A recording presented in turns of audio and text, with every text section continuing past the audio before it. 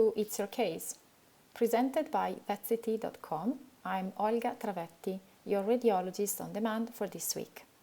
Today's example is a 6-year-old mini lop rabbit with left-sided facial swelling and bilateral stenosis of the ear canals, which are difficult to examine due to the presence of ceruminous discharge.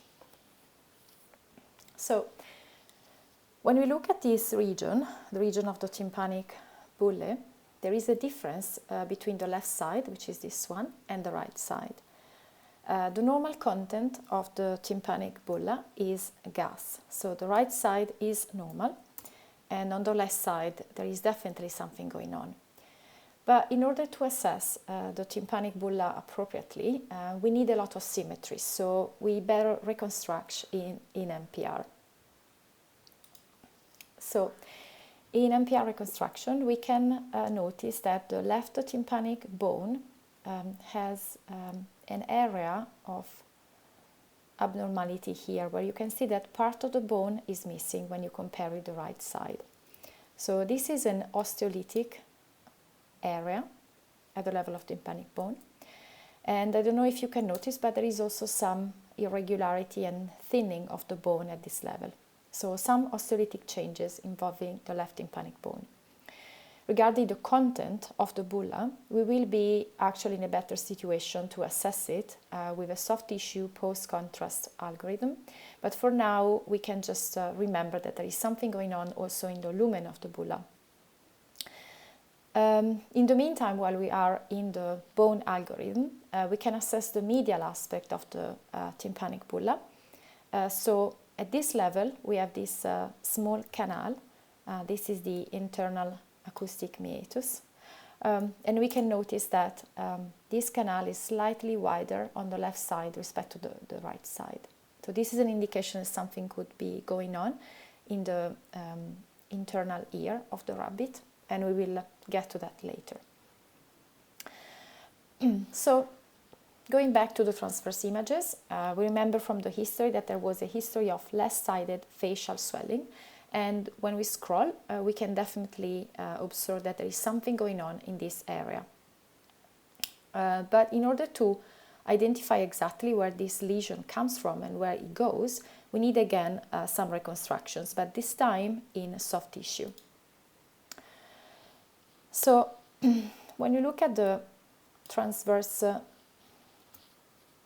soft tissue post-contrast reconstruction, we can see that there is definitely this hypoattenuating lesion with a very thin peripheral rim enhancement.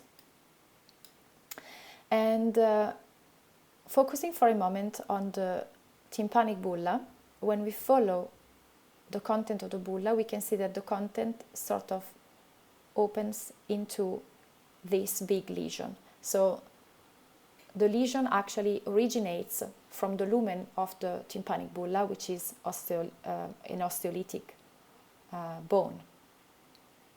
So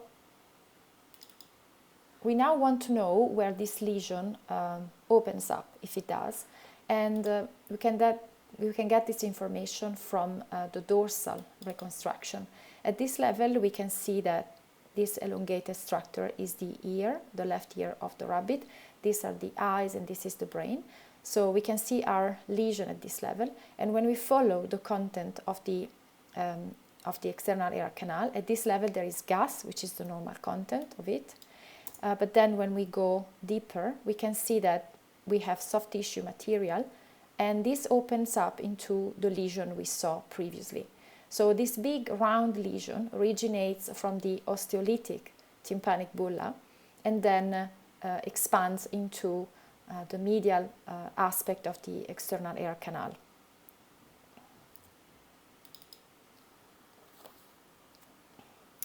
So going back to transverse again, something else to be noted. So remember that in this case there was a history of bilateral ear canal stenosis.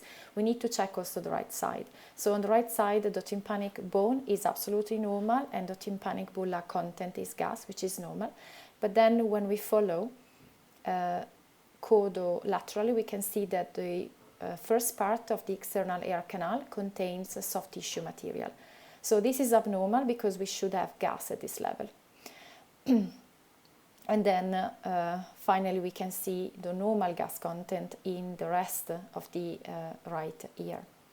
And going back to the bone reconstructions, we can see that there are actually a few dental hooks. This one, for example, is a lingual hook from a mandibular cheek tooth. And then this one, for example, is a buccal lingual hook from a maxillary cheek tooth. So there is a little bit of elongation as well. So concluding, in this rabbit, we have a monoostotic, which means involving only one bone, osteolytic aggressive bone lesion affecting the left tympanic bulla, which is communicating with a ring enhancing soft tissue lesion within the external air canal. So in this case, the most likely differential is a chronic otitis media associated with a bulla osteitis, so an infection of the tympanic bone, and associated with an abscess within the external air canal. As a possible differential, we may consider neoplasia as well, but this is less likely because the osteolytic changes in the tympanic bone are not too pronounced, and the soft tissues around the bulla are actually normal because the process is contained within the external air canal. As additional findings, we have also a mild widening of the internal acoustic meatus, and this could indicate an early stage internal otitis. We have also a right external otitis, and we have mild elongation of the mandibular and maxillary cheek teeth. So I hope you enjoyed today's case. Be sure to review the full report associated with this case. Thanks a lot for listening, and remember, it's your case.